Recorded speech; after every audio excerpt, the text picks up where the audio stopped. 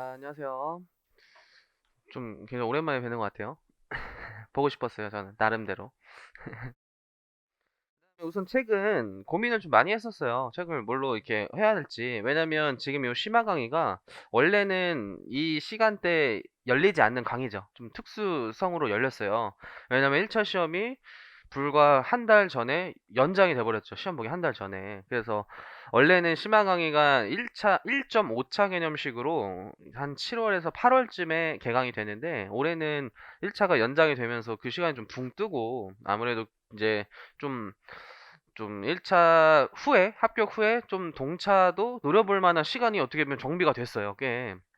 그래서 동차를 또 노릴 목적에서는 2차에서 좀 핵심 과목인 좀 재무와 세무회계 정도를 좀 어느 정도 잡고 가야 좀 수월하게 따라갈 수가 있거든요. 물론 세법학도 다 하면 좋겠지만 또 이제 사람의 용량이나 리미티드 같은 게 좀 있죠. 그래서 재무 세무가 또 1차의 연관성도 굉장히 높고 또 2차 가서도 좀 고득점을 맞아야 되는 과목이기 때문에 상대적으로 그래서 좀 요 과목만 특수성으로 좀 진행했어요. 다만 이제 좀 더 빨리 좀 개설을 못한 점을 좀 양해를 구하고 그 다음에 두 번째로는 원래 세무회계 자체가 기본 강의가 30강이 넘어요. 기본 강의가 36회 정도 될 거예요. 못해도 36회. 36회 플러스 알파예요. 근데 지금 12회로 어떻게 보면 특수성으로 열린 거라서 모든 주제를 다 할 수는 없어요. 그죠? 모든 주제를 다 할 수 없는 점. 그래서 그걸 좀 생각을 하셔야 돼요. 그래서 세무회계 1차, 2차에 거의 매년 나오는 필수 주제만 한다고 보시면 돼요. 지금 하는 주제가. 아니면 올해 특히 중요한 주제. 주택 임대사업자의 분리과세 세액 특례 엄청 중요하죠. 그런 주제 위주로 할 수밖에 없다라고 생각하시면 돼요. 아마 재무회계도 마찬가지일 거예요. 재무회계도. 그래서 수업 진행은 선생님 이거 안 나가요 하면은 하셔야 돼요. 제가 뭐 안 했다고 해서 뭐 시험에 안 나오는 게 아니라 필수 주제만 할 수밖에 없는 이런 특수성인 컬이에요. 이게 특수성 컬이. 그리고 이제 책을 고민을 많이 했었는데 어차피 동차 때 볼 책이라면 미리 보자요. 동차 때 책이라면 미리 보자. 그래서 세무회계 요약서라고 할 수 있는 세무회계 엔딩 교재랑 그다음에 연습서 교재라고 할 수 있는 세무회계 연습 교재가 있어요. 여기는 이제 문제만 수록돼 있고 엔딩은 세무회계에 필요한 이론만 들어가 있어요. 그래서 좀 상대적으로 얇죠. 그래서 어차피 동차 때 또 이 책으로 할 거예요. 그래서 이왕이면 미리 하는 차원에서 동일한 책으로 가자라고 했어요. 그래서 이 책도 심지어 다 못 봐요. 이 책도 다 못 보지만 미리 본다. 미리 필수지만 미리 본다. 그래서 세무회계 엔딩은 이제 좀 세 권으로 나눈 건데 그거의 이제 애초에 취지는 좀 들고 다니면서 세법책을 보는 책을 만들었으면 좋겠다 이런 요청이 많아서 이게 얇게 뺀 거예요. 얇게 참고로. 그래서 연습서는 이제 세무사 회계사 기출문제 플러스 그다음에 저희 이제 교수님들이 만든 이제 문제가 몇 개 수록이 돼 있어요. 그래서 수업 시간에 다 못 풀어요, 이것도. 다 못 풀어요. 문제 엄청 많아요, 보시면. 엄청 많아요. 근데 저희 책이 그나마 문제가 적은 편인데도 많은 거예요. 그래서 일단 제일 중요한 기출문제부터 푸시는 거예요. 그걸 일단 마스터하고, 그게 이제 좀 너무 외워졌다, 숫자 자체가 외워졌다라고 한다면, 이제 기출문제 아닌 저희가 만든 문제, 또 학원 모의고사. 그렇게 해서 내가 아는 주제를 정확히 아는지 판단하는 그런 식으로 넘어가셔야 돼요. 처음부터 다 풀려고 하시면 독이 될 수 있어요. 독이 될 수 있어요. 더 헷갈릴 수 있어요. 가장 정확하고 문제가 좋은 기출문제부터 푸시는 거예요. 항상 세무에게도 2차도 그렇게 좀 당부의 말씀 드릴게요. 그래도 이제 첫 시간이니까 이제 심화반 오리엔테이션 좀 간단하게 진행할게요.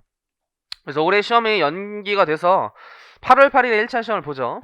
그리고 2차 시험이 12월 5일이에요. 그래서 원래로는 올해 3달밖에 시간이 없었어요. 유난히 동차가 짧아서 원래 동차로는 굉장히 힘든 컬이었는데 연기돼서 한 달도 더 늘어났어요. 그죠? 그래서 동차 기간이 4달이에요. 4달. 1차도 연장된 것까지 포함하면 꽤 시간이 많이 연장이 됐기 때문에 좀 2차를 미리 해놓는 게 확실히 좋긴 좋은 것 같아요. 제가 봐도. 그래서 재무랑 세무회계를 특히 좀 고득점이나 안정적인 점수를 달성해야지만 세법학을 할 수 있는 또 원동력이 생겨요. 세법학이랑 재무회계를 동차에 할 수 없는 그 기간이에요. 그 시간 자체가.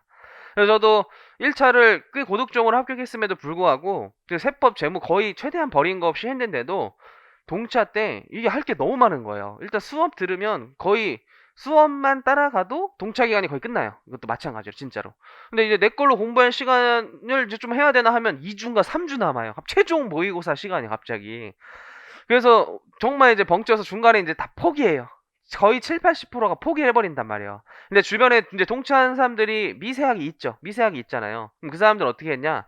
1차 전에 재무, 세무, 원가가 바싹하게 돼 있었어요, 진짜. 1차 시험이 아니라 그 사람은 거의 2차를 바로 들어갈 정도로 해놨던 거예요. 그리고 동차 때 그거는 유지만 계속하고 스스로 그냥 연습서를 풀 시간력이 돼 있고 세법학만 드립게 본 거예요. 3달 동안 세법학만 드립다.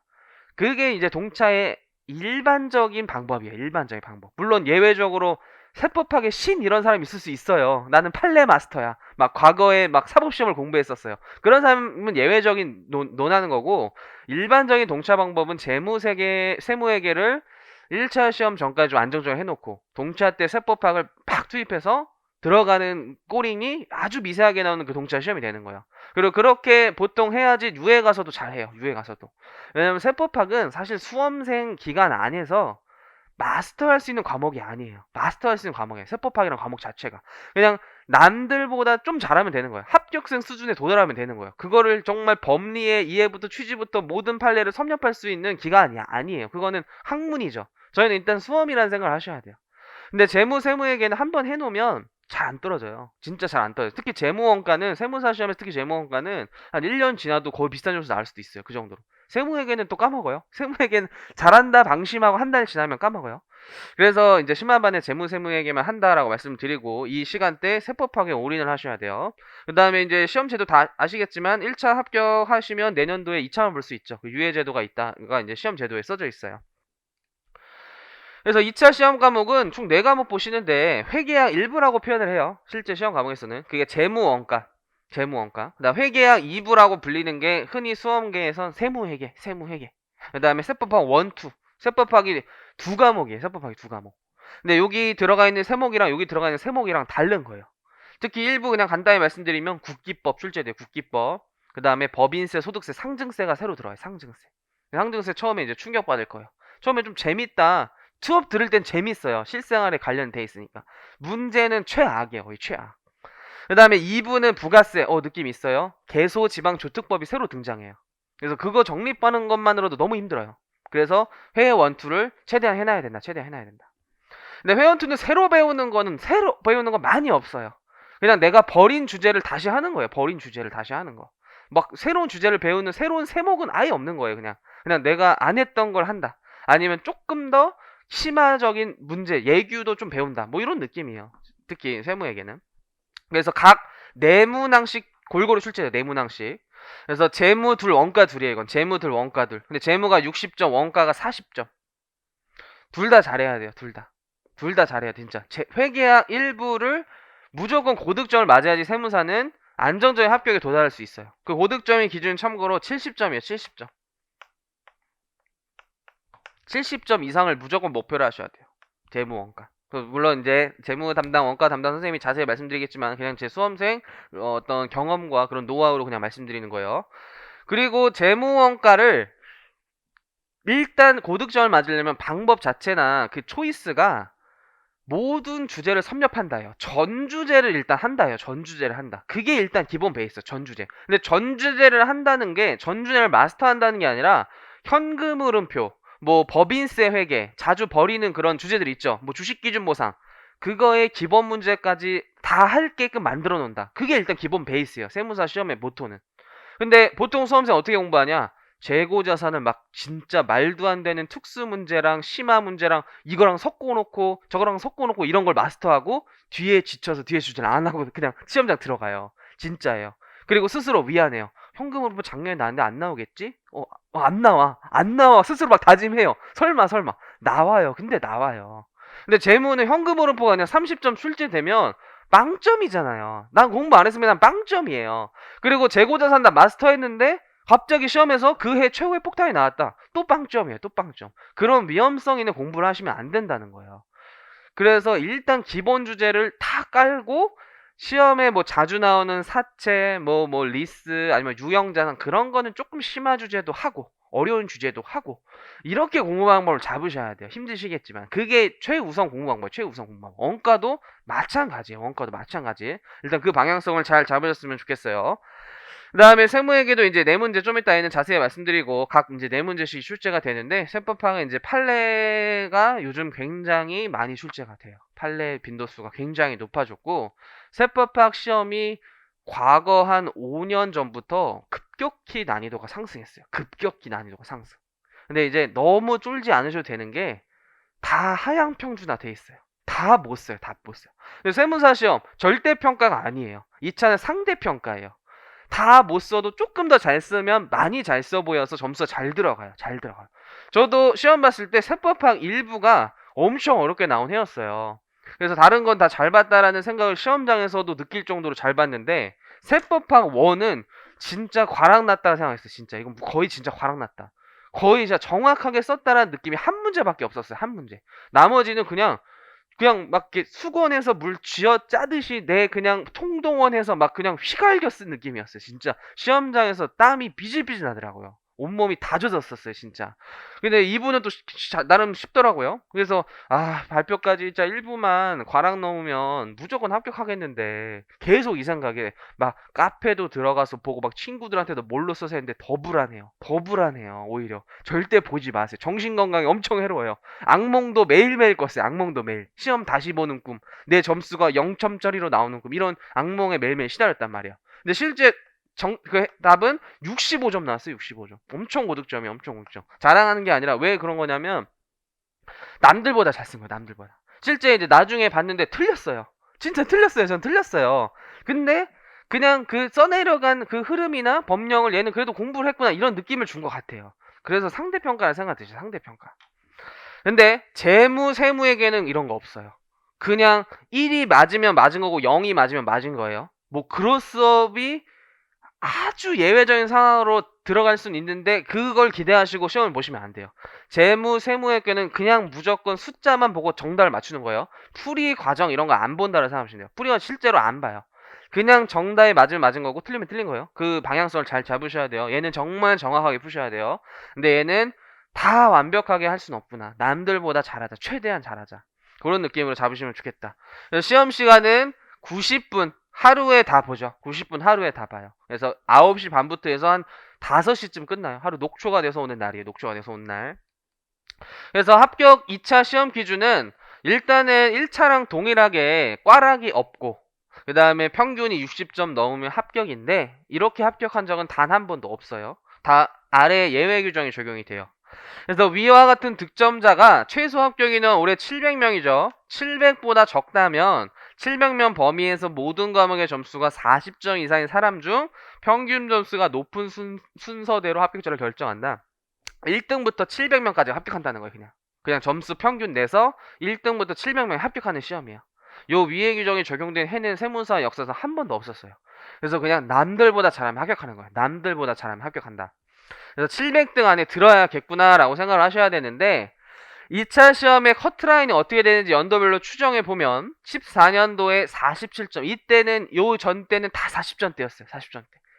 근데 15년부터 50점대로 좀 진화하기 시작하더니 계속 상승하고 있어요. 지금 평균이. 그래서 역대 최고 작년에 55.5가 700등인 거예요. 702등 정확히 702등. 꼴찌 문 닫고 들어간 사람이 55.5점이 됐던 거예요. 근데 55.25, 55, 49 이런 사람 몇백 명씩 깔려 있어요. 이게 1점 차이로 당락을 좌지우지하는. 근데 1점 차이는 굉장한 실력을 좌지우지하는 그 공부량이 들어가는 점수예요. 그래서 그걸 무시하시면 안 돼요. 1점 차를.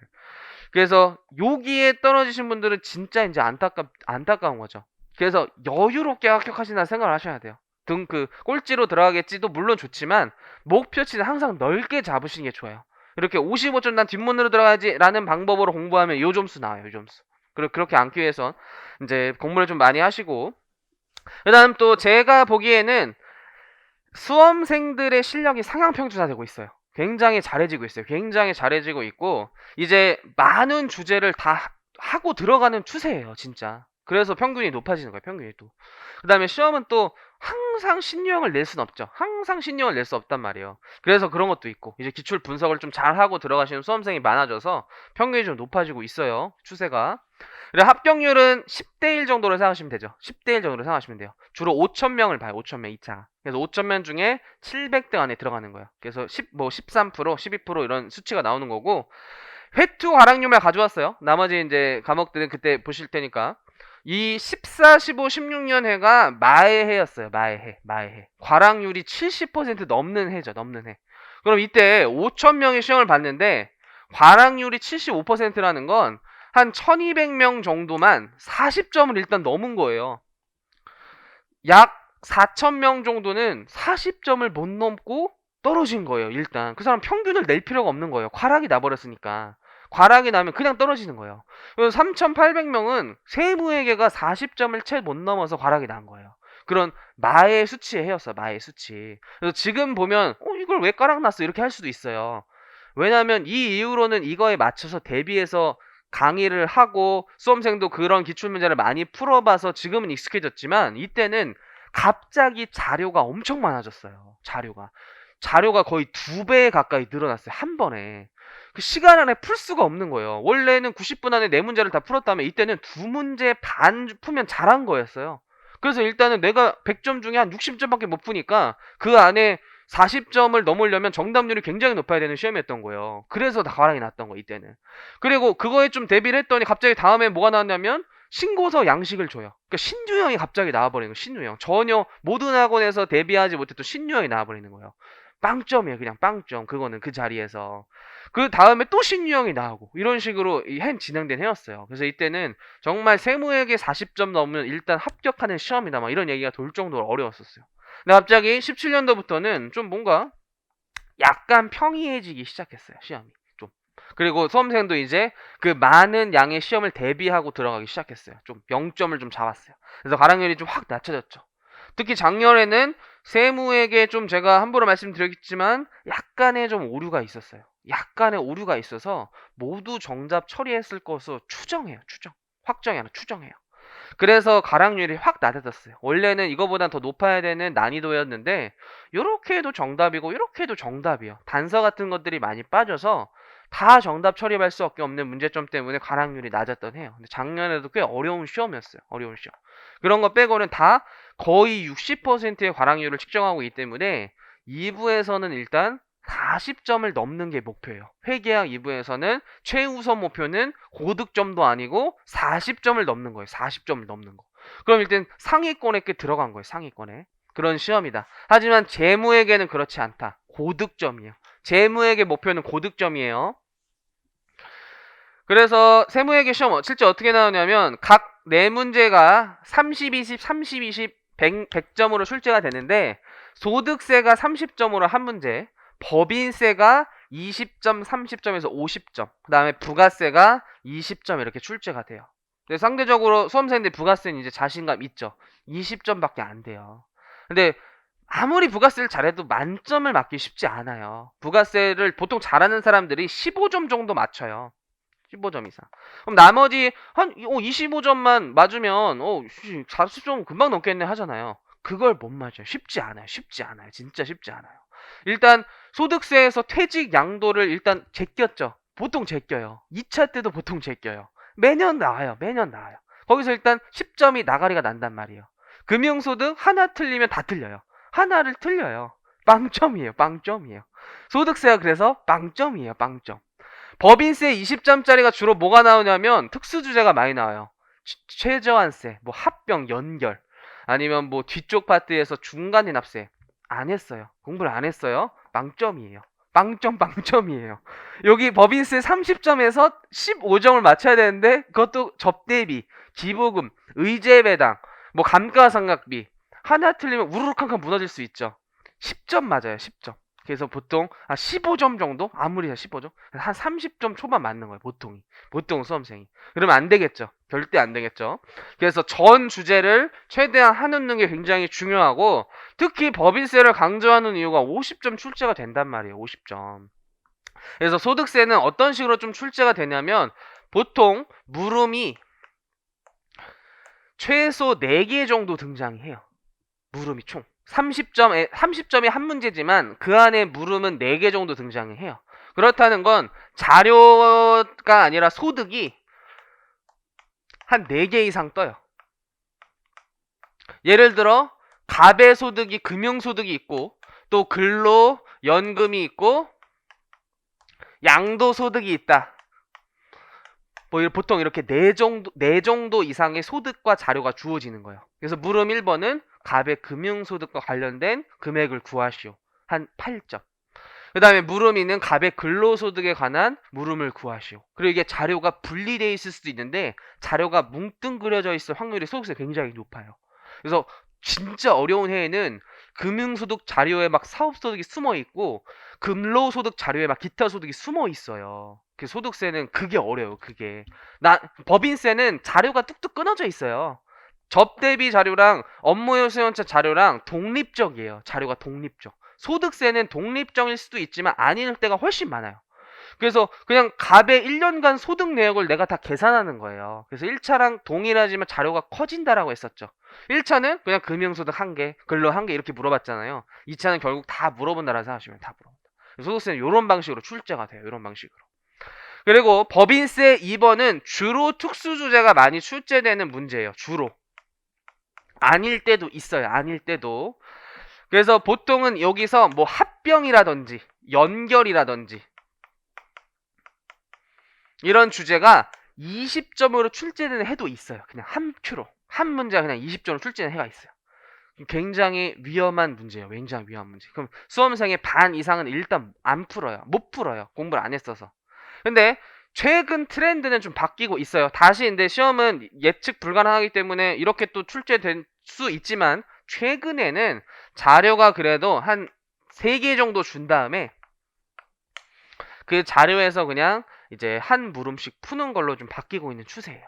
그래서 작년에는 자료 3개로 출제돼서 주로 뭐가 나왔냐면 불균등 증자, 그 다음에 국고보조금, 그 다음 미환류 소득, 요런 좀 특수주제들, 뒷주제들이 좀 많이 출제가 돼요. 그래서 뭐 8점, 7점, 6점 뭐 이런 식으로 구성이 돼요. 아니면 합병 연결 같은 주제는 20점 한 큐로 나올 수도 있다요. 그게 법인세 2번 문제예요. 2번 문제. 그 다음에 법인세 3번 문제는 물음이 보통 최소 5개에서 6개예요. 여기서 점수를 무조건 많이 따셔야 돼요. 목표는. 여기서 이제 저희가 많이 공부했던 의지의 배당, 그 다음 뭐 접대비 기부금, 감가상각비 주요 송금 파트, 부당예산 부인, 퇴충 대충 그런 것들이 번갈아 가면서 매년 출제가 되는 해예요. 그래서 여기서 최대한 점수를 많이 획득해야 40점을 넘을 수 있는 거예요. 왜냐면 이거는 자료가 독립적이니까. 자료가 독립적이니까. 여기는 합병 내가 공부 안 해서 빵점 할 수도 있죠. 그리고 합병 공부해도 맞추기가 좀 쉽지 않아요. 사실상 주제가. 근데 여기는 최대한 내가 공부한 주제를 많이 점수를 따야 되는 주제예요. 핵심 문제 3번이야. 핵심 문제 3번. 그 다음에 부가세는 보통 자료가 2개에서 3개가 주어지는데 거의 시험은 겸용사업자로 일단 출제를 해요. 대부분은. 겸용사업자를 출제해야 이제 기본 문제도 물을 수 있고 겸용사업자의 특례적인 문제도 물을 수 있기 때문에 이제 출제하는데 보통 매출세액과 관련된 문제 1개랑 매입과 관련된 문제 1개 이렇게 일반적으로 출제가 된 다음에 가끔 간이가세자가 좀 나와요. 뭐 가산세 이런 주제도 있지만 거의 시험에 나오지 않고 그래서 매출세액 한 10점 매입세액 10점 이렇게 신고서 양식을 거의 유사하게 작성하시오라는 문제로 출제가 돼요. 크게. 그래서 자료가 이것도 커지는 거예요. 1차보다 좀 커진다. 그리고 업종 같은 게 좀 많아진다. 볼 게 좀 많아진다. 요런 정도 느낌 보시면 돼요. 그래서 세무회가 이런 식으로 출제가 되는데 이제 각 문제마다 목표 시간을 좀 정해두시는 게 좋아요. 그래서 지금부터 또 공부하실 때 처음에는 시간을 재지 마시지만 회독을 점차 하셔서 할 때는 문제 풀 때 좀 여유롭게 푸시면 안 돼요. 굉장히 좀 타이트하게 푸셔야 돼요. 타이트하게. 그리고 실제 시험 답안지로 작성을 하시는 훈련도 하시는 게 좋아요. 그것도 문제 풀면서 자세히 좀 설명을 드릴 거예요. 그래서 이건 그냥 제 기준에 예를 든 거지 정답은 아니에요. 이거는 수험생마다 스스로가 결정을 하셔야 돼요. 그래서 저는 뭐 소득세를 25분 풀고 이제 다음 문제로 넘어갔었고 법인세는 15분 정도만 풀고 넘어갔었는데 문제 순서도 달리 써도 돼요. 달리. 1, 2, 3, 4로 안 풀어도 돼요. 4, 1, 3, 2, 4, 3, 2, 1 마음대로 푸셔도 되는데 문제 명칭은 정확히 하셔야 돼요. 문제 명칭 아주 정확하게. 내가 문제 4번이다. 근데 그렇게는 안 돼요. 문제 1번에 물음이 여러 개 있다 그랬죠. 갑자기 문제 1번, 2번, 물음 2까지만 풀고 갑자기 문제 2로 넘어가서 이렇게 왔다 갔다 하면 진짜 빵점 맞을 수도 있어요. 내가 물음을 못 풀면 그 공란을 비워놓고 뒤로 넘어가시는 거예요. 그렇게 이제 답안지를 작성하셔야 돼요. 그래서 순서는 상관없는데 물음은 통일성 있게 쓰는 게 좋다. 물음. 그 안에 물음은 통일성 있게. 그래서 저는 법인세를 먼저 풀었었어요. 항상 법인세. 그 다음에 부가세를 풀었었어요. 부가세.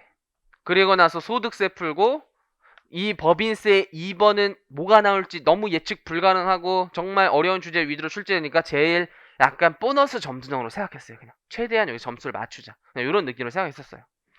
그래서 각 30점당 목표 점수라는 거 좀 설정을 해놔야 돼요. 왜냐면 세무에게 90분 안에 다 못 풀어요. 절대 못 풀어요. 이거는 진짜 모든 선생님이 와도 다 못 푸는 주제예요. 1차도 마찬가지죠. 그 시간 안에 절대 못 푼다는 거 GS에서 경험했죠. 2차도 마찬가지예요. 근데 마음가짐을 그렇게 생각하시면 안 돼요. 어차피 다 못 풀고 다 공부 안 하지 이게 아니라 공부는 다 하고 시험장에서 내가 확실하게 맞춘 건 푸는 거예요. 그게 세무사 시험의 또 하나의 0점이에요. 하나의 0점. 굉장히 중요한 부분이에요. 진짜. 옆 동네의 회계사 시험은 상대적으로 시간이 길어요. 얘네들은 좀 많이 공부한 사람이 합격하는 분위기인데 저희는 많이 공부해도 떨어지는 시험이에요. 시간 안에 못 풀거나 내가 어려운 문제를 건드려서 말리는 순간 떨어지는 시험이에요. 특히 세무에게. 그래서 나중에 모의고사 시험 오면 이 훈련도 잘 하셔야 돼요. 내가 안다고 다 풀면 절대 안 돼. 이거 오래 걸리니까 나중에. 이거는 뭐 폭탄인데 안 풀어야지. 이것도 굉장히 중요해요. 근데 공부를 다 하고 하는 거예요. 그건 공부를 다 하고. 마음가짐이 버리고 하는 거랑 다 풀고 시험장에서 버리는 거 완전 다르다 그랬죠. 그 방법을 또 적용시키셔야 돼요. 그래서 목표는 최소 50점 이상은 맞추자. 이렇게 생각을 하시면 돼요. 그래서 세무역에서 빵꾸가 나면 안 되겠죠. 그리고 가장 이제 시험이 어렵게 나왔을 때 이제 그러니까 평균이 안 좋게 나왔을 때 세무회계가 어려웠어요. 세무회계가. 왜냐면 세무회계는 채점하기가 좋잖아요. 세법학은 채점하는 게 어렵단 말이에요. 그 주관식 시험을 정말 완벽하게 쓴 사람대로 채점하는 게 어렵기 때문에 상대평가로 점수가 들어간다면 세무에게는 그냥 너 틀렸네 찍 긋고 맞았네 맞고 이렇게 채점하기 때문에 이제 흔히 칼체한다 그러죠. 칼체에서 합격생을 판결할 땐 세무회계가 어려워요. 세무회계가. 그래서 일단 과락을 만들어 버리는 거예요. 한 80%를 70%를 나머지로 이제 채점을 좀 정교하게 합격을 시키는 거죠. 아무튼 그런 좀 뒷말이 좀 있고 세무회계 앞으로 공부 어떻게 하시냐면 항상 기출문제부터 마스터하세요. 기출문제 정교하게 분석하셔야 돼요. 그 훈련 오늘부터 할 거예요. 바로. 두 번째로는 모든 세무회계나 재무회계 처음부터 끝까지 가시는 게 중요해요. 처음부터 끝까지. 앞에만 개열심히 하고 뒤에는 버리고 이렇게 하시면 안 되는 거예요. 그 다음에 문제풀이만 하시는 분들 굉장히 많아요. 아직도 현존하는 지금 인터넷 보시는 분들도 세무회계 연습서만 10번 풀고 들어가야지 이런 분들 굉장히 많아요. 위험한 공부예요. 절대 안 돼요. 일단 이론서를 계속 봐셔야 돼요. 합격하기 전날까지. 합격한 심지어 후에서도 찾아볼 수도 있어요. 그만큼 세법은 뭔가 다 외울 수가 없는 주제 자체예요. 근데 시험 전까지 최대한 머릿속에 약간 밑빠진 독인 걸 알면서도 물을 채워 넣어서 쏟고 나온다는 시험으로 생각하셔야 돼요. 쏟고 나온다는 생각으로. 그러려면 이론서를 계속 보셔야 돼요. 이론서는 계속 보셔야 돼요. 계속. 연습서만 풀면 절대 안 돼요. 절대 안 돼요. 아무리 해설을 달달 외운다도 절대 안 돼요. 해설은 참고용으로 보시고 이론서를 보셔야 돼요. 이론서. 정말 중요한 공부예요. 정말 중요한 공부. 그 다음에 마지막으로는 당연한 말이죠. 반복을 엄청 많이 하셔야 돼요. 특히 세무회계를 실수 없이 풀려면 수많은 피나는 노력과 반복, 정말 짜증나고 포기하고 싶지만 계속해서 버티는 훈련 하셔야 돼요. 특히 현직에 계신 분들 있죠. 특히 그 공무원 10년차, 20년차 된 분들 1차 면제되고 2차 심지어 세법학도 면제되신 분들 막 그런 분들 있잖아요. 그분들 대상으로 가르쳐보면 세무회계 대부분 꽈락나요. 세무회계. 세법을 20년 공부했는데 세무회계가 꽈락나요. 별개예요. 별개. 실무랑 세무회계는 별개예요. 실무랑 세법학은 굉장히 연관성이 높아요. 그래서 원쌤이 이제 세법학을 정말 깊이 있게 가르칠 수 있는 거죠. 실무를 이제 마스터하셨으니까. 근데 세무회계는 별도의 공부와 수험이라고 생각하셔요. 별도의 수험. 그 현재에 계신 분들도 과락 나는 거예요. 왜냐면 피나는 노력을 안 했거든요. 그냥 틀려요. 그냥 틀려요. 알면서도 틀려요. 그 함정에 다 속는 거예요. 근데 내가 계속 풀면서 이걸 또 틀리네. 또 틀려봐야 돼요. 또 틀리네. 또 틀리네 하면서 이제 그냥 막 함정이 막 문제만 보자마자 막 느껴져서 막 함정이 아닌데도 미리 생각을 해서 그 차원을 뛰어넘고 이런 과정을 겪으셔야지 세무역에 합격할 수 있는 거예요, 진짜. 그 수많은 반복이 필요하다, 세무역에 특히. 그래서 그 훈련을 많이 하셔야 돼요. 그래서 OT는 이 정도로 맞추고 바로 수업을 좀 진행할게요. 그래서 금융소득은 무조건 한 문제 출제돼요. 지금 출제 경향을 보면 1, 2차 다 매년 출제돼요. 매년. 출제가 안 된 해가 없어요. 만약 출제 안 된 해가 있다면 예외인 해요. 예외인 해. 무조건 하셔야 돼요. 그래서 금융소득이 매년 출제된다는 건 그만큼 어렵다는 거예요. 일단 느낌이 어렵다는 거예요. 우리나라가 금융소득을 과세하는 체계가 어렵다라는 거예요. 그래서 이제 소득세를 공부하기 전에 소득세의 공부 방향성을 일단 쭉 설명을 하고 할 거예요. 금융소득 나가기 전에. 그래서 제 1조의 목적을 잠깐 보시면 이제 수업 목적상으로는 중요한 조문이 아닌데 소득세를 이해하기 위해서 보여드리는 거예요. 그래서 소득세는 개인의 소득에 대해서 일단 과세를 때리는데 소득의 성격과 부담 능력에 따라 적정하게 과세한대요. 소득 성격에 따라서 과세 방법이 다르다라는 거예요. 금융소득, 사업소득, 근로소득, 연금, 기타 소득 구분에 따라 과세하는 방법이 다르다는 거예요. 그래서 소득 원천설 채택하고 있죠. 소득 발생한 원천에 따라서 과세하는 방법이 다르다라는 게 소득 원천설이에요. 그 안에 열거주의 방식을 또 채택하고 있는 거죠. 그래서 사실 소득 원천설, 열거주의라는 다른 말이에요. 그래서 소득 원천설은 발생 원천에 따라 적정하게 과세한다는 게 소득 원천설이에요. 그게 1조에 지금 담겨져 있는 거예요. 그래서 뒷말은 뭐 형평, 주수의 원활한 조달을 이바지한 목적으로 한다라고 적혀져 있는데 소득의 구분이 중요하다라는 생각을 꼭 하셔야 돼요. 소득의 구분이. 그거에 따라서 과세 체계가 달라진다는 거예요. 과세 체계가 달라진다. 근데 법인세는요. 그런 거 없어요. 법인세는 그런 거 없어요.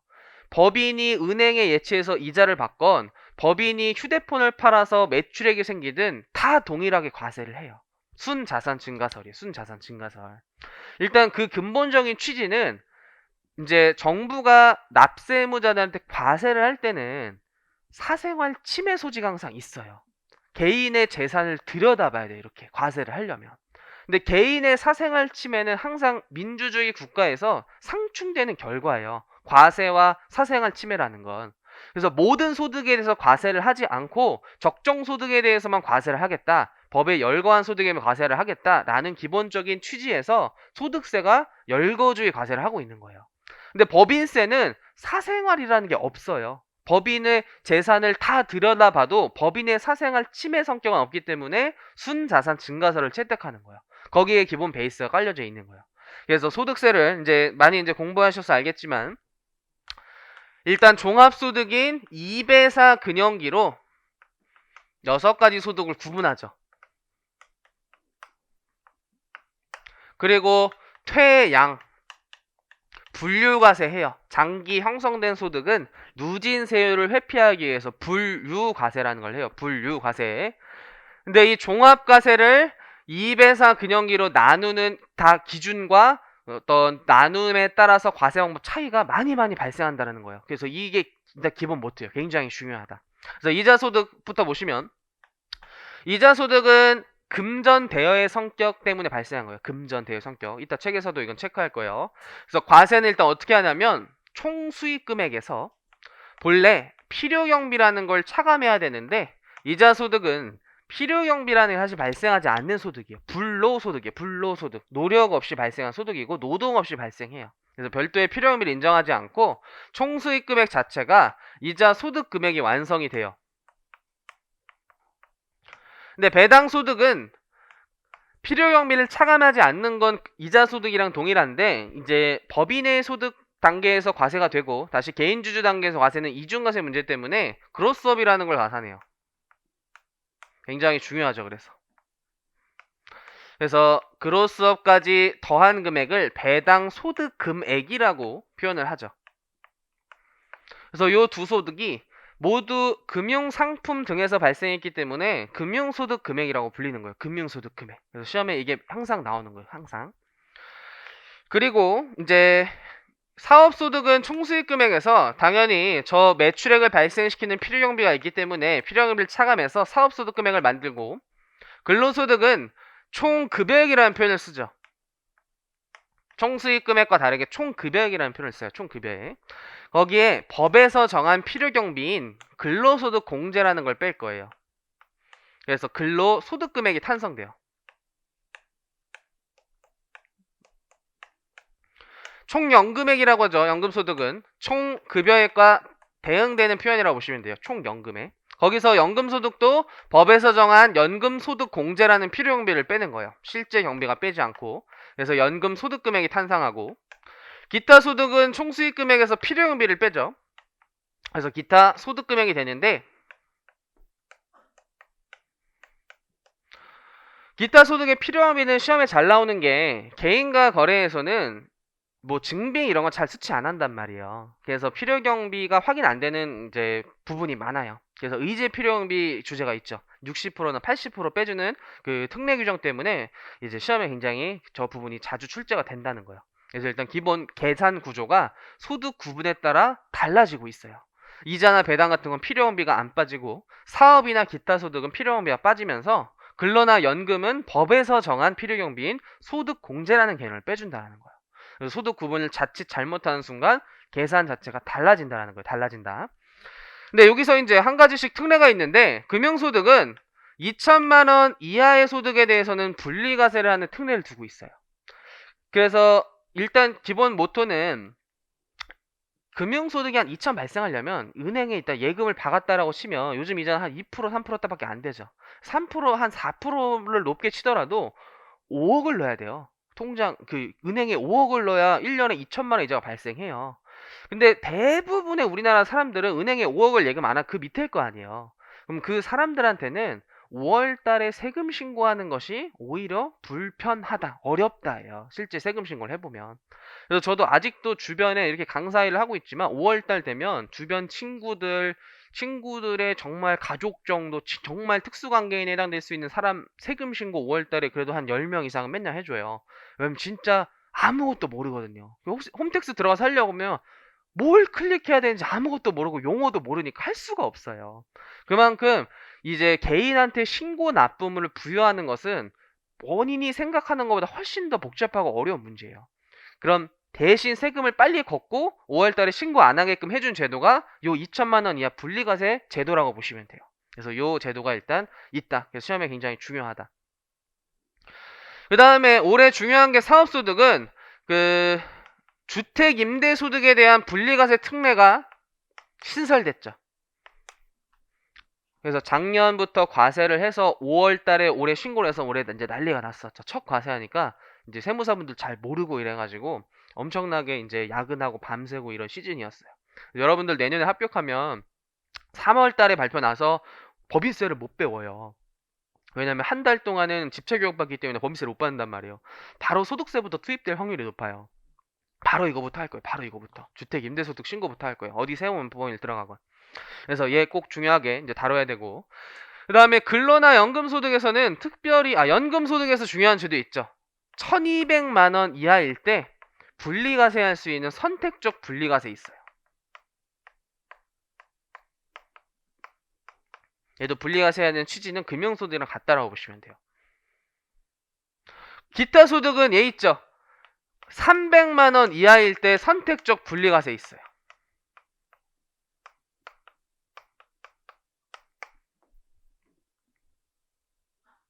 근데 이제 300만 원 판단 또는 1200만 원은 어떤 소득인지 또 2천만 원은 어떻게 판단하는지를 구체적으로 각 소득에서 배울 거예요. 큰 틀을 잡자고요. 큰 틀을. 그 다음에 이제 요 6가지 소득을 합치면 종합 소득 금액이라고 하죠. 종합 소득 금액. 그래서 개인의 소득은 저 6가지 소득을 합쳐서 누진세율이라는 걸 부과할 거예요. 누진세율. 6에서 42%. 네, 요 전 단계에서 하나 공부하셔야 되는 주제가 있어요. 사업소득은 결손금이 뜰 수 있어요. 결손금. 필요경비가 초과해서. 기타 소득도 결손금이 뜰 수도 있는데 실무적으로 거의 안 나와요. 나올 수가 거의 없어요. 기타 소득은. 그래서 기타 소득은 별도의 결손금 규정을 정해두지 않고 있어요. 오로지 결손금은 사업소득에서만 나와요. 이자나 배당은 필요경비가 없으니까 결손금이 안 나오죠. 근로나 연금은 법에서 정한 필요경비를 빼주기 때문에 이것도 초과할 수 없어요. 초과하면 그냥 0으로 봐버려요. 그래서 이제 사업 소득만이 결손금이 나올 수 있죠. 이 결손금은 마이너스 뜬 금액이기 때문에 다른 소득에서 이제 공제를 해줘야 되는데 그 공제 방법에서 좀 배울 거예요. 공제 방법. 그 규정을 좀 배우셔야 돼요. 그래서 요 전 단계에서 요 결손금 공제 특례 규정을 좀 배우는구나 라고 생각하셔야 돼요. 그래서 이 결손금까지 까고 난 금액이 종합소득 금액이요. 결손금까지 까고 난 금액이 종합소득 금액이요. 그래서 종합소득 금액에서 종합소득 공제라고 소득 공제를 빼주는데 그 후에 금액이 과세표준이 나와요. 과세표준.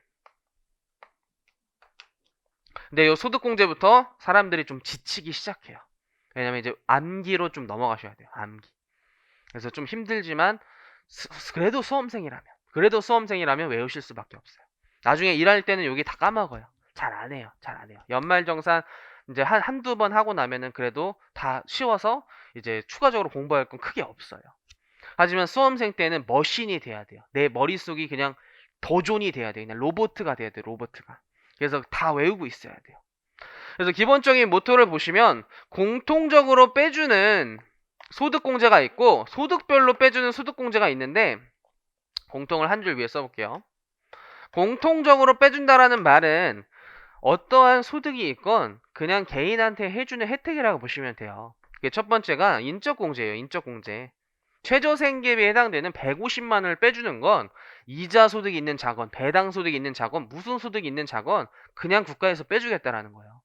그래서 인적공제 안에 기본 추가 있긴 하죠. 그리고 우리나라 사람이라면 국민연금 강제적으로 가입해서 공적연금 보험료 내야 돼요. 그래서 소득별로 차별을 둘 이유가 전혀 없는 거예요. 그래서 공통적으로 빼주는 소득공제 꼭 기억하셔야 돼요. 연금보험연공제랑 인적공제 다 빼주는 거예요. 근데 소득별로 빼주는 건 특히 근로소득자한테 혜택을 주는 게 많죠. 여기에 특별소득공제라는 게 있어요. 특별소득공제. 그래서 보험료 공제랑 무주택자한테 주는 주택자금과 관련된 공제액이 있어요. 시험에 은근히 이 차이는 종종 출제가 돼요. 그 다음에 신용카드 사용액에 대해서 빼주는 신카소득공제에 있는데 올해는 공부 과감히 제끼세요. 왜냐면 올해 코로나 세법 때문에 규정이 특례가 생겼어요. 조특법에. 선생님 그러면 더 중요한 거 아니에요? 시험에 나오는 거 아니에요? 할 수도 있는데 나와도 못 풀어요. 왜 못 푸냐? 3월부터 6월까지는 특례 규정 적용하고 7월부터 12월까지는 다시 종정 규정 적용해서 그 두 개를 외운 다음에 시험장에 들어가야 되는데 90분 안에 다 못 푼다 그랬죠. 오히려 안 푸는 게 훨씬 나아요. 그냥 신카 하나 틀려도 괜찮아요. 합격하는 지장 없어요. 그리고 이런 특례가 또 시험에 또 다 나오는 것도 아니에요. 절대적으로. 그래서 수험 목적상 안 하는 게 낫다. 올해는. 특례 적용 안 되는 해였으면 그래도 모르겠는데 올해는 진짜 안 하는 게 낫다. 그래서 요 정도 일단 필수적으로 공부하셔야 되는 주제는 요 정도. 요게 플러스 알파로도 보실 거예요. 그 다음에 이제 과표에서 세율 곱해야 되죠. 세율 곱할 때 항상 시험에 잘 나오는 것들 엄청 많이 나온다. 금융소득. 금융소득에 2천만 원 때문에 발생하는 산출세 계산 특례. 거의 매년 나온다라고 보시면 돼요. 여기가. 그래서 큰 구조를 일단 파악하셔야 돼요. 큰 구조. 올해는 사업소득에서 요 분리과세 특례가 요 세액 계산에 영향을 미치는 거예요. 세액 계산에. 그래서 얘 또 필수적으로 볼 거예요. 얘도 필수적으로. 여기 윗단계에선 뭐 등록주택, 미등록주택에 따라서 과세 방법 다르고 요 아래 단계에서는 종합과세 넣었을 때가 유리한지 분리과세로 빼는 게 유리한지에 따라서 선택할 수 있는 그 세액계산 특례를 배우는 거예요. 그래서 얘도 산출세 계산 파트에 있어요. 원래.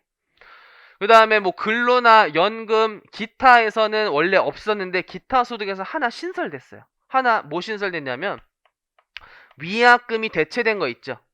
계약금, 위약금 대체된 거 있잖아요. 이거 원천 징수 안 되기 때문에 무조건 종합과세였었어요. 옛날에는. 이제 개정돼서 조건부 종합과세로 바뀌었어요. 조건부 종합과세.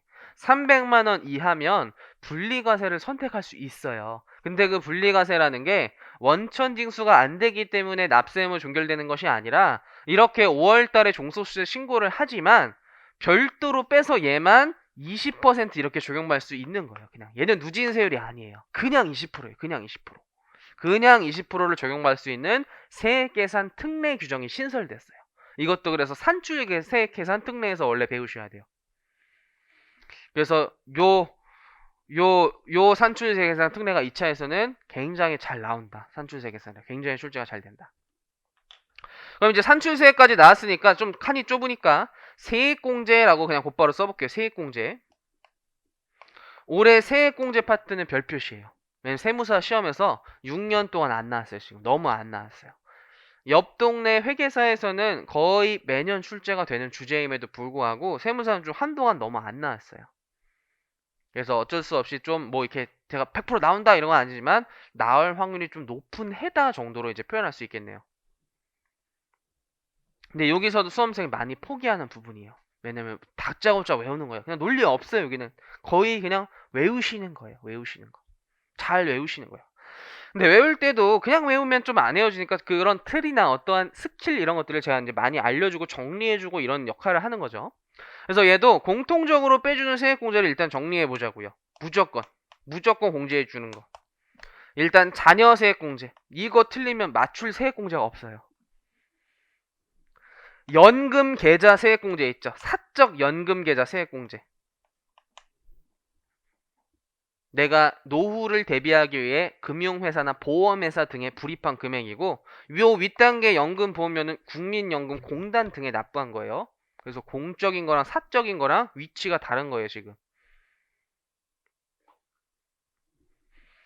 그 다음에 표준세액공제. 보통 나중에 실무 가서 신고해보시면 거의 다 표준세액공제밖에 안 빠져요 사실은. 뭐 7만원 13만원 이거 빼주는 거예요.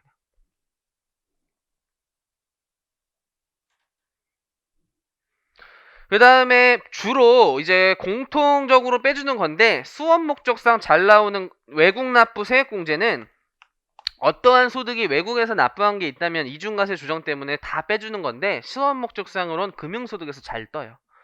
외국 은행에서 받았다.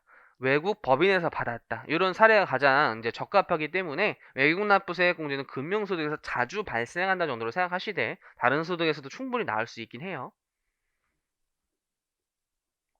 그 다음에 기부금 세액공제. 다 받을 수 있긴 한데 기부금도 사실 엄청 어려워요. 기부금 세액공제가 소득세에서 엄청 복잡해요. 그래서 얘도 좀 후순위 주제 공부긴 해요. 후순위 공부. 여유 되시면 하시는 주제.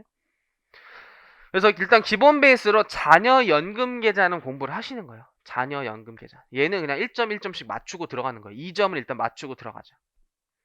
그리고 표준세액공제는 사실 특별세액공제랑 비교해서 더 큰 걸 빼주기 때문에 시험에서는 표준세액공제를 적용하는 케이스는 자주 없어요. 오히려 특별세액공제를 적용하는 케이스가 훨씬 많아요. 그래서 소득별 공제를 한번 봐보시면 제일 중요한 배당세액공제 시험에 엄청 잘 나오죠. 배당세액공제. 얘는 얘랑 세트인 거예요. 요 산출세액이랑 이렇게 세트로 이어져서 잘 나오는 거예요. 그럼 이자소득을 안 썼다는 건 이자소득에 적용되는 별도의 세액공제는 없다라는 거예요, 지금. 그래서 시험에 배당세 금융소득 나오면서 여기 금융소득 금액 물어보시오 물음 1, 산출세액 구사에서 물음 2, 배당세액공제 물음 3 이런 식으로도 이제 출제가 되는 거예요. 그래서 2차는 1차에서 배운 걸 큰 그림 그려서 출제가 되기 때문에 애초에 좀 크게 보셔서 세분화시키는 게 좋아요. 이런 구조를. 그래서 유형을 알면 그 유형에 맞게 공부가 된단 말이에요. 그래서 밑동네에선 여기까지, 그 다음에 산출세도 이렇게, 그 다음에 여기 밑단계에선 배당세액공제. 그 다음에 사업소득자에서 시험에 잘 나오는 건 보여요 여기? 기장세액공제랑 재해손실세액공제 있어요. 수업 목적상 요 두 가지는 꼭 잡고 가셔야 돼요. 기장세액공제랑 재해손실세액공제. 그래서 그 해에 사업소득자다 이렇게 주어질 거예요. 아니면 근로소득자 이렇게 주어질 거예요. 그리고 자료를 이제 한번 쭉 훑어보면 뭐 사업소득자의 금융소득이 있고 사업소득이 있고 뭐 양도소득이 있고 세액공제 자료가 있을 거예요. 그 세액공제 자료에서 더미 자료나 페이크 자료로 다른 사업소득자가 못 받는 것들이 주어질 텐데 정신없는 시험장에서 넣어서 틀린다는 말이에요. 그런 거 안타깝게 틀리는 거잖아요. 그런 실수를 범하지 않으려면 애초에 사업소득자만 되는 것들을 머릿속에 일단 세팅을 해놓으시는 거예요. 그냥 자연스럽게. 그래서 사업소득자 나왔다? 자녀연금 계좌는 일단은 해야겠구나. 그 다음에 사업소득자 받을 수 있는 기장, 재해손실세액공제가 있겠구나. 친절하게 세액공제를 안 줄 수도 있어요. 항목별로.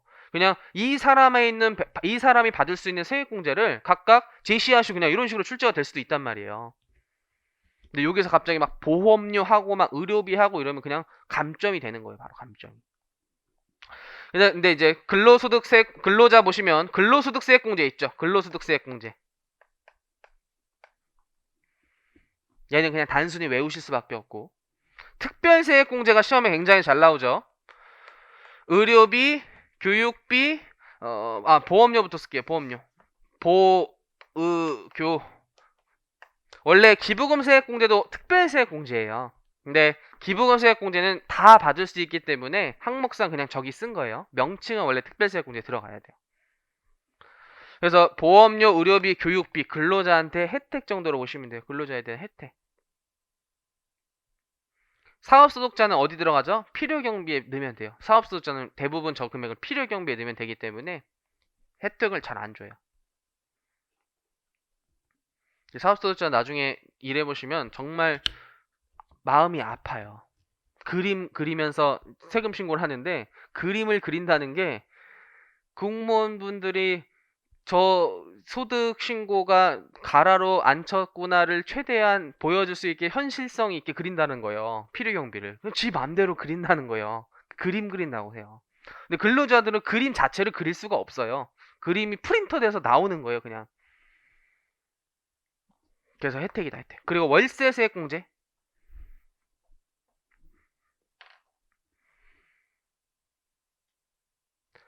근데 요렇게 세 가지 묶어볼게요. 의교월 묶어볼게요. 왜 묶었죠?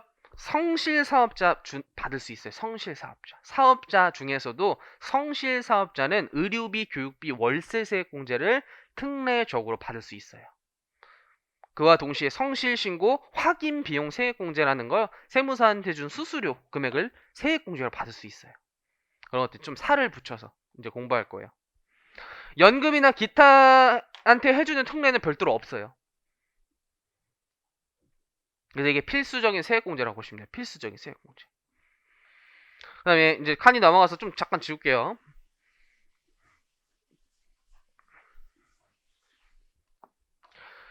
그래서 세액공제까지 빼면 세액이 드디어 결정이 됐기 때문에 결정세액이란 말이 나오는데 미리 낸 세금을 빼주는 거예요. 이중과세 방지하기 때문에 미리 낸 세액을 기납부세액으로 빼줄 텐데 요 기납부세액도 이제 물음으로 구성해서 종종 물어봐요. 2차에서. 미리 알자. 이것도 그럼 미리 알자. 금융소득에서 이자소득의 기납부세액은 14%나 25%로 떼인 금액이에요. 미리. 예납적 원천징수가 아니라 완납적 원천징수가 아니라 예납적 원천징수로 떼인 금액이에요. 25는 비영업 대금의 이익. 그 외 소득은 14%. 근데 세율이 좀 다른 게 특이한 게 좀 있어요. 혹시 장기 채권이자 이런 거 배웠죠? 그 세율은 몇 프로죠? 30%예요. 30%. 걔는 여기 안 들어가겠죠. 들어갈 수가 없어요. 분리과세니까 들어갈 수가 없어요. 분리과세니까. 무조건 분리과세니까. 근데 올해 18년 이후로부터는 조건부로 바뀌었죠. 그럼 원천징수율이 14%예요. 그러니까 14%. 그러니까 30% 적용되는 건 기납부세액이 될 수가 없는 거예요. 무조건 분리과세니까. 비실명 이자 배당 소득은 제재 목적으로 42%나 90% 때리죠. 기납부세액이 될 수가 없는 거예요. 무조건 분리과세니까 5월에 종소세 신고를 안 하는 거예요. 그건 원천징수로 납부가 종결되는 거예요. 그래서 결국 14나 25밖에 안 남아요. 특이한 세율이 있어도.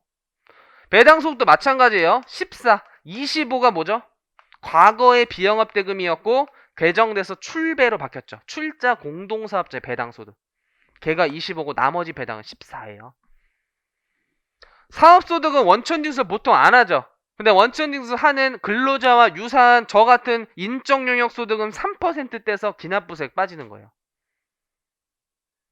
아니면 또 하나 있을 수 있는 게 보험 모집인이나 아니면 방문 판매원들 연말정산해서 다른 소득 있으면 5월에 신고해야 되는데 그럼 연말정산했을 때 결정세액을 빼주게 될 거예요. 근데 걔는 수업 목적상은 그렇게 중요하진 않은 것 같아요.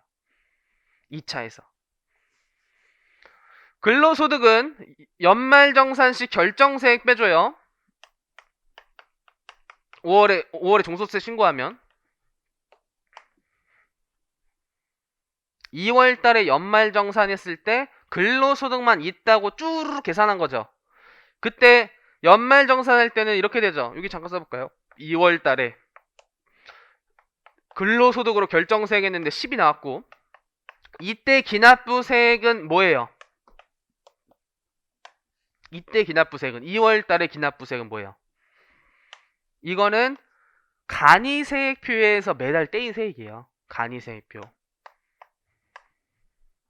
그리고 5월 달에 다른 소득이 없다면 이미 확정신고에 준하는 연말정산 했으니까 확정신고가 면제되죠. 근데 만약에 이제 시험 목적상 금융소득 같은 게 있어서 5월에 신고를 해야 된다면 기납부세액을 빼주는 게 요게 요렇게 들어온다는 거예요. 결정세액. 차가감 납부세액이 들어오는 게 아니라 결정세액이 들어와야 되는 거예요. 왜냐하면 기납부세액도 내가 미리 낸 거니까. 결정세액이 내가 낸 거예요. 정부에 낸 게 총 결정세액인 거예요. 근데 이건 그 전에 내서 빼준 거고. 그래서 얘를 빼주면 틀리는 거예요. 결정세액을 빼줘야지만 제대로 기납부세액을 빼주는 결과가 나오는 거예요. 그래서 이렇게 쓰는 거고 연말정산 결정세액. 연금소득은 나이별로 혜택이 있어요. 나이가 들면 들수록 세율이 1%씩 낮아져요. 요 기준이 70세 미만이면 5%, 70, 80이 4%, 80세 넘으면 3%. 그 다음에 종신형 계약이면 4% 특례가 또 있죠. 기타 소득은 20%죠. 기본적으로. 근데 좀 특이한 원천징수율이 있어요. 복권이 3억 넘으면 30%죠. 무조건 분리과세예요. 기납부세액이 될 수 자체가 없는 거예요. 기납부세액을 물어봤을 때 그런 거 집어넣어서 틀린단 말이에요. 미리 그런 생각을 하고 있어야 돼요. 그러니까. 아니면 연금소득을 외수령하면 기타 소득으로 과세되는 특례는 15% 원천징수세율로 과세하죠. 그것도 무조건 분리과세예요. 기납부세액이 될 수가 없는 거예요. 그래서 여기서 15% 하나 정말 있긴 한데 소기업 소상공인 그 해지시 받는 특례가 있는데 걔는 정말 더 추가적인 사항이니까 일단 베이스로 20%로 생각하시는 거예요. 일단 베이스로. 15%가 하나 있긴 한데 소기업 소상공인이에요. 소기업 소상공인. 그래서 소득세는 원천징수를 해서 납세 의무가 종결되면 5월에 신고를 안 해도 되는구나. 납세자들이 편리하구나. 근데 원천징수를 하더라도 5월에 신고해야 되는 그런 소득들이 있구나를 구분을 하셔야 돼요. 그거에 따라서 요 기납부세 구하는 문제가 달라지는 거예요. 소득세는 결국 이거를 배우는 거예요. 이거를.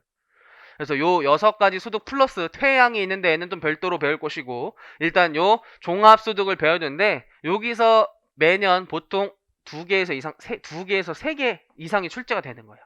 근데 금융소득 항상 베이스로 무조건 출제가 된다.